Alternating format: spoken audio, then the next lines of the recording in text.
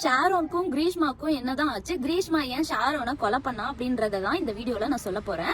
என்ன அப்படின்னா, ஷாரோனும் கிரீஷ்மாவும் வந்துட்டு ஒரு சில வருஷமா லவ் பண்ணிட்டு இருந்திருக்காங்க. அவங்களும் கப்பல் தான். அவங்க லவ் பண்ணிட்டு இருந்த காலத்துல அவளுக்கு எதுவுமே தெரியல. அவங்க வீட்டுல என்ன அப்படின்னா, ராணுவ மாப்பிள்ளை கூட ஒரு நிச்சயதார்த்தம் பண்ணி வச்சுட்டாங்க அந்த பொண்ணுக்கு என்னடானா ராணுவ மாப்பிள்ளை மேல ஒரு கண்ணு. சோ அந்த மாப்பிள்ளைய தான் நான் கல்யாணம் பண்ணிக்க போறேன் அப்படிங்கறதுனால அந்த ஷாரோனுக்கு என்ன பண்ணிருக்கா, நிறைய டைம் விஷம் கொடுக்க கொலை முயற்சி பண்ண ட்ரை பண்ணிருக்கா. பட் எதுவுமே அது ஒர்க் அவுட் ஆகாதனால ஒரு நாள் என்ன பண்ணிருக்கா, ஷாரோனை வீட்டுக்கு கூப்பிட்டுருக்கா. வீட்டுக்கு கூப்பிட்டது கஷாயம் வச்சு கொடுத்து அதுல விஷத்தை ஊத்தி கொடுத்திருக்கா. அந்த பையனுக்கும் அவனோட உடல் உறுப்பு எல்லாமே செயலிழந்து போயிருக்கு. அதுக்கப்புறம் 11 டேஸா ட்ரை பண்ணிருக்காங்க ஹாஸ்பிட்டல்ல அவனை கியூர் பண்றதுக்காக.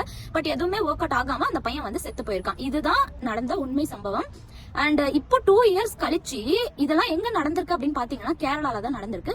2 இயர்ஸ் கழிச்சு அவங்களோட கவர்மெண்ட் என்ன அப்படின்னா, அந்த பொண்ணுக்கு மரண தண்டனை கொடுத்திருக்காங்க.